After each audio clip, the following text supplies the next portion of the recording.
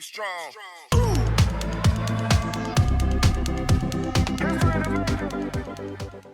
Today we're going to talk about cryptocurrency, how it's different from normal money, how it works, and most importantly, what kind of impact it can have on us. Me and my mom.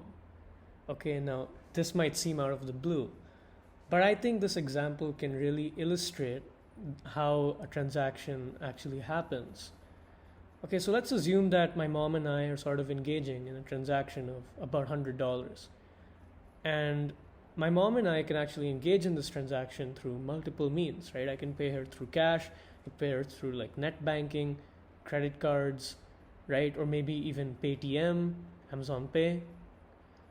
There are multiple ways to actually pay my mom. However, this never happens. What actually happens is that all the money that I actually pay my mom, right, that $100, actually goes through an external middle institution. Okay, I'm going to call it a middle institution for now. And this can be like a bank or a company, right, a business. It actually goes through there and then it goes through my mom. Now, what is wrong with this problem? Like, how is this an issue? First of all, the bank or the company or whatever external organization I actually talk about, right? It's highly insecure. It really compromises the integrity and safety of our transaction or any transaction. So multiple things happen here. First of all, we are in a way giving a bank or a company access to our personal data. They're also charging a fee, a transaction fee. This could be like 5 to 10%. They slow down the process and really question, the security of a modern transaction. And unfortunately, this is how our world works. There's always a middle institution involved, and there's really not much we can do. Now, how do we actually make this whole transaction process, more secure and have faster payments? And more importantly, make payments cheaper as well, right? Now, this is actually where a revolutionary form of money has sort of evolved. And this is what we call cryptocurrency. So, what does cryptocurrency do? Let's take that same example. Me and my mom. Okay, and we're going to engage in another transaction. Now, we had the bank, right, in the beginning as a middle institution. Well, cryptocurrency, in a sense, intervenes and eliminates the bank, resulting in a simple, seamless transaction between myself and my mom. And of course, this can be anybody. So what cryptocurrency really does is it eliminates that middle institution that I was talking about, right? And since there's no middle institution, there's no real regulation. So that means that there are no transaction fees, things can be a lot more faster and a lot more secure as well. Now, this whole process is super encrypted and secure. And this is because of the fact that it's powered by cryptography. And what this does is it makes things a lot more secure. And this is because everything is encrypted. Most data is expressed in terms of ciphers and unreadable data. And even if you hack into it, it's really hard to actually access that data eventually, which we'll actually get into on this slide, right? So now let's just assume a random transaction between person A and person B, okay? And this is done through cryptocurrency.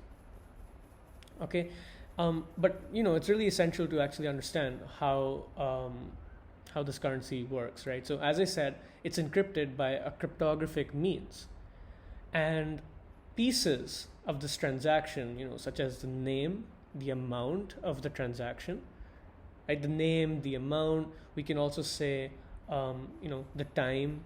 Many things are sort of represented as blocks of information. I'm sure you've heard of this before, and I'm going to illustrate it as a small piece of data. It can be like your name, amount, time. That's it, okay? And This is encrypted by a cryptographic means, resulting in unreadable data and extremely secure. So now that we have blocks of data, if we actually have multiple transactions between person A and person B, we can accomplish great things. And yeah, so what happens is that we have multiple blocks now, right? Multiple transactions.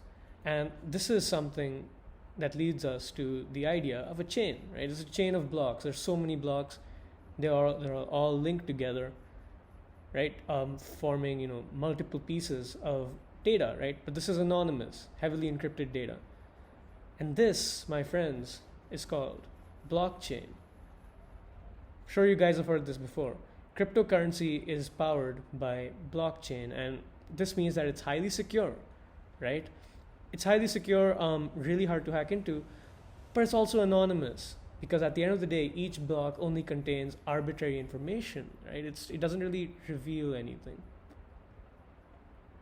And unlike regular transactions and forms of money, this is a lot more versatile as well, right? And there are no regulations, so all the data that's eventually transferred is between you and the person you're transferring the money to, and the money he transfers to another person, and the money she transfers to another person, right? This sort of forms an endless web, right, of interconnectivity. There's no regulatory body actually looking over any of this. It's just endless. And this, my friends, is what we call a decentralized, endless web, right, of anonymous data.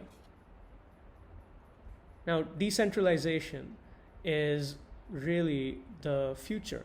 Decentralization allows everything to be a lot more safer, anonymous. And this, my friends, is the future of money.